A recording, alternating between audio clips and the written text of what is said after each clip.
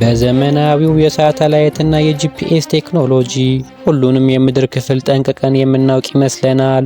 ነገር ግን ለዘመናት በካርታዎች ላይ ተስለው መርከበኞች የጎበኟቸው አልፎ ተርፎም በቅርብ ጊዜ በጉግል እርዝ ላይ ይታዩ የነበሩ በተግባር ግን በምድር ላይ የሌሉ ደሴቶች አሉ። ዛሬ በመንገደኞቹ ቻናላችን ታላላቅ መርከበኞችንና ሳይንቲስቶቹን ግራ ያጋቡ በካርታ ላይ ተስለው በተግባር ግን ያልተገኙ 5 ምስጢራዊ ደሴቶችን እናያለን።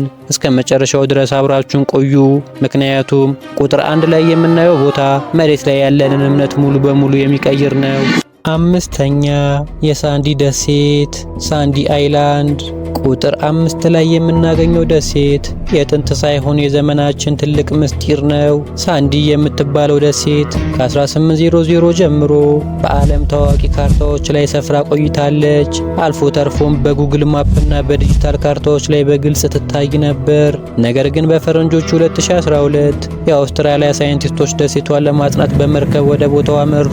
በቦታው ሲደርሱ ግን የገጠማቸው አስደንጋጭ ነገር ነበር። ሰማያዊ ጥልቅ ውቅያኖስ እንጂ ምንም አይነት መሬት በቦታው አልነበረም። ጉግል ማፕ ለዓመታት ሲያሳየን የነበረው ደሴት በአንድ ጀንበር ከካርታ ላይ ጠፋ። ይህ እንዴት ሊሆን ቻለ? መርከበኞችስ ያዩት ነገር ምን ነበር? አሁንም ድረስ ትክክለኛ መልስ የለውም።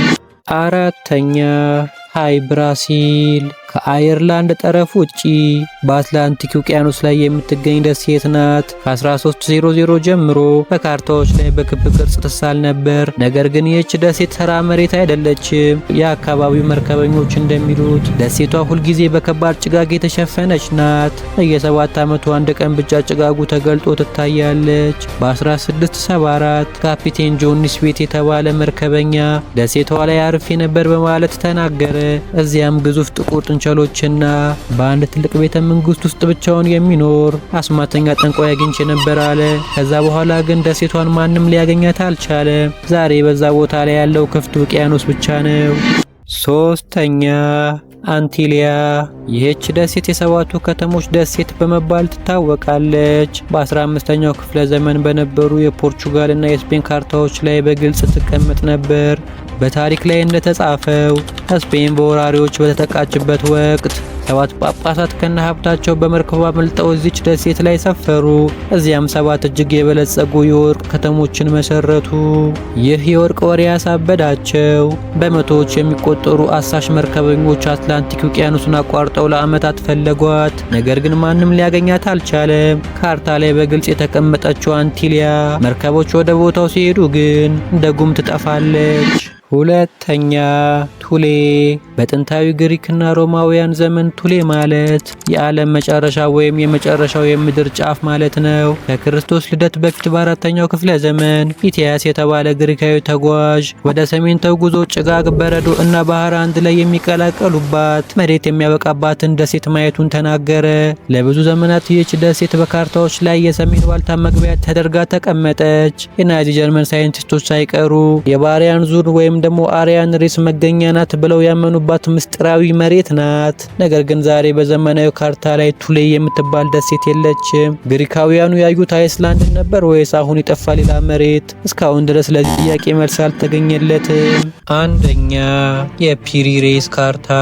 እናም ቁጥር 1 ላይ የምናገኘው ትልቁ ምስጢር ደሴት ሳይሆን ሁሉንም ነገር ገልብጦ የሰቀለው የፒሪ ሬስ ካርታ ነው። በ1513 ዓ.ም ፒሪ ሬስ የተባለ ቱርካዊ የባህል ኃይል አዛዥ አንድ የዓለም ካርታ ሳለ።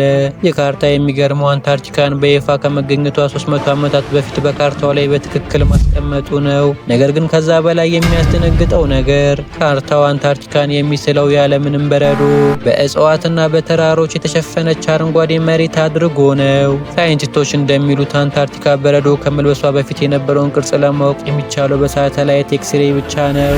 ታዲያ በ1513 ዓ.ም ይህ መርከበኛ ሳይንቲስቶች የሌለች የምትመስለውን አንታርክቲካን ያለ በረዶ እንዴት ሊስላት ቻለ? በወቅቱ የነበረችው ደሴት ወዴት ጠፋች? ለዚህም ጥያቄ እስካሁን ድረስ ትክክለኛ መልስ አልተገኘም። ዓለማችን እኛ ከምናስባት በላይ ምስጢሯ የበዛ ነው። እነዚህ በካርታ ላይ የነበሩ መሬቶች ወዴት ጠፉ? የባህር ላይ ቅዠቶች ነበሩ ወይስ ውቅያኖስ የበላቸው እውነተኛ ስልጣኔዎች? እናንተ ምን ይመስላችኋል? ሀሳባችሁን በኮሜንት መስጫው ላይ አካፍሉን። ቪዲዮ ከተመቻችሁ ላይክ ማድረጋችሁን አትርሱ። አዲስ ከሆናችሁ ደግሞ እንደዚህ ያሉ አስገራሚ የጉዞና የምስጢር ታሪኮችን ለማግኘት መንገደኞቹ ቻናላችንን ሰብስክራይብ ያደረጋችሁ ቤተሰብ ሁኑ። በሚቀጥለው በሌላ አስደናቂ የጉዞ ታሪክ እስከምንገናኝ ድረስ መልካም ጊዜ